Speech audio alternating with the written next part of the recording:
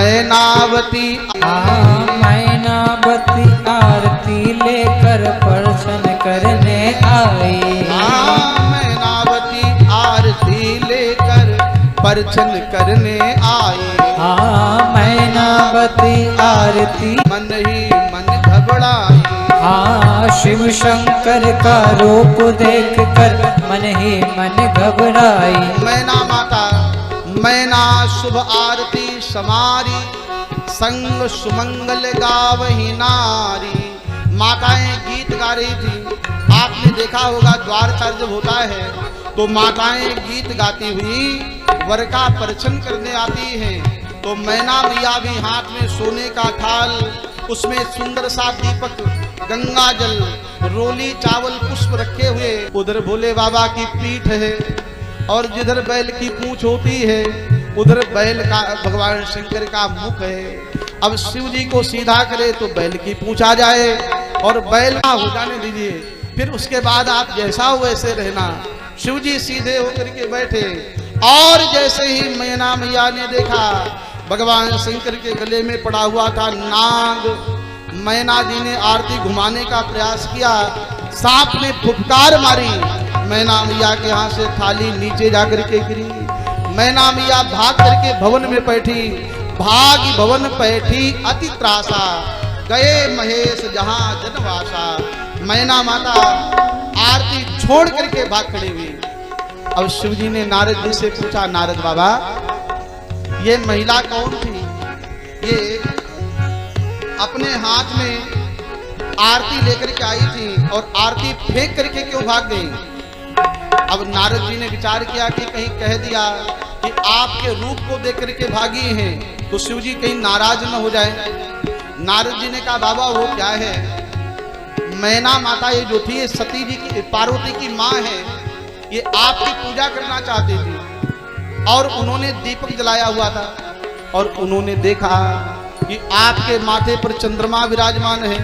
कहा जिसके माथे पर चंद्रमा विराजमान है उसको हम दीपक से कैसे आरती करेंगे?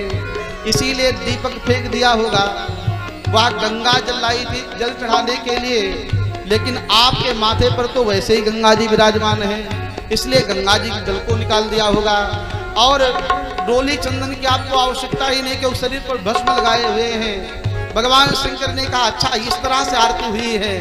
और महाराज मैनावती आरती लेकर परछन करने आए।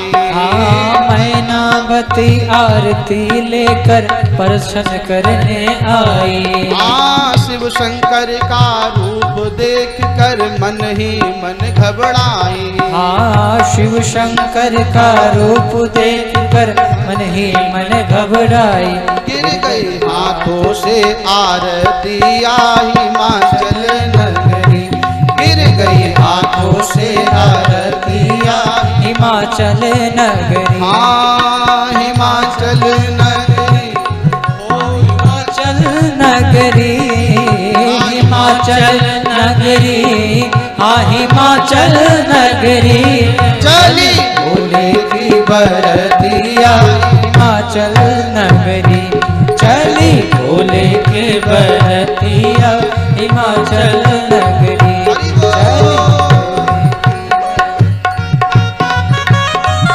बोलो शंकर भगवान की जय हो।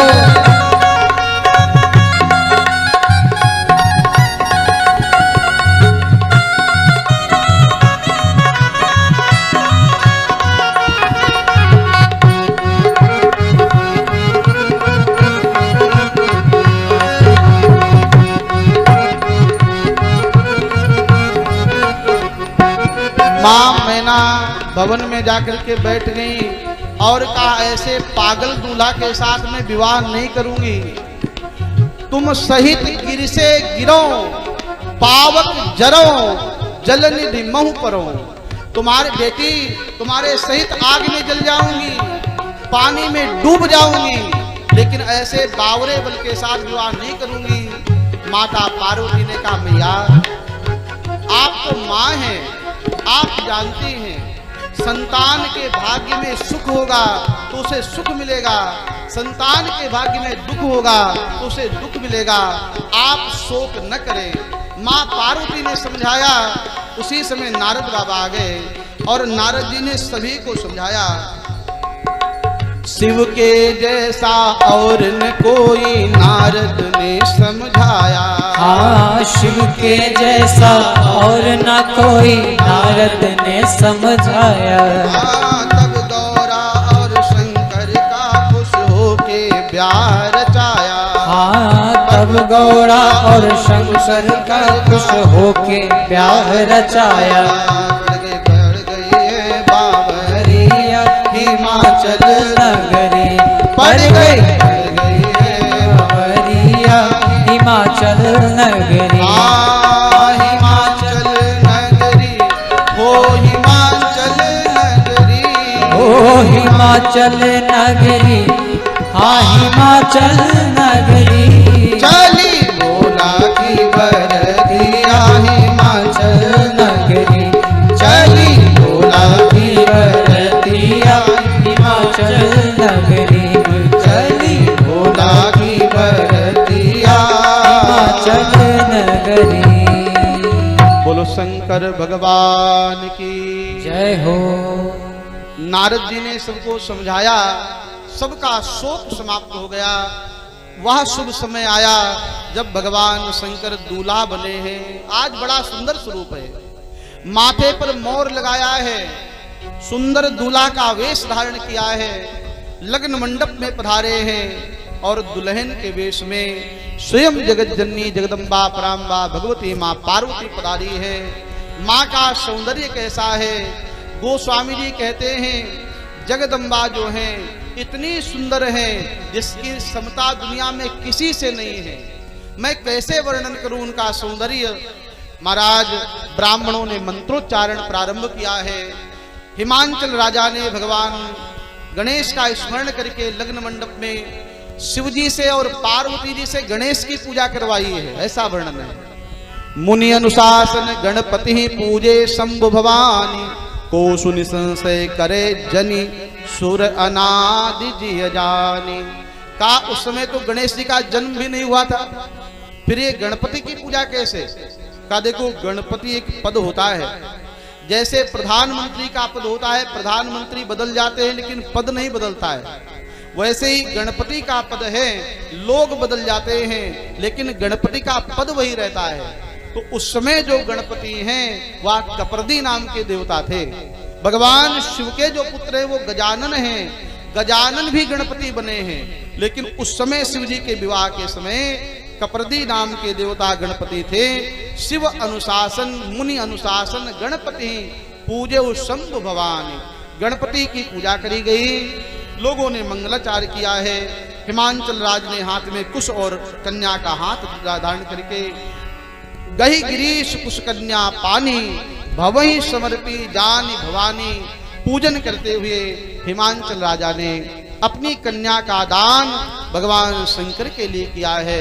दुनिया में अनेक दान होते हैं लेकिन कन्यादान जैसा दान दुनिया में कोई नहीं होता। वह पिता पूर्ण पिता बन जाता है जिस दिन वह कन्या का दान करता है। जिसके यहाँ बेटी नहीं है का वह पिता अधूरा माना जाएगा। बिना बेटी का घर सूना होता है जब तक बेटी का जन्म नहीं होता। पिता के ऊपर से कन्यादान का ऋण रहता है और आज हिमांचल राज ने कन्यादान किया है। बड़े सुंदर मंगलचार हुए हैं। कस्तूरी तिलकम ललाट पटले वक्षस्थले कौस्तुभम, नासाग्रे वर मौक्तिकम करतले बेणु करे कंकड़म, यस्या बेणु करे कंकड़म। भगवान सुंदर मंगलाचार हो रहा है।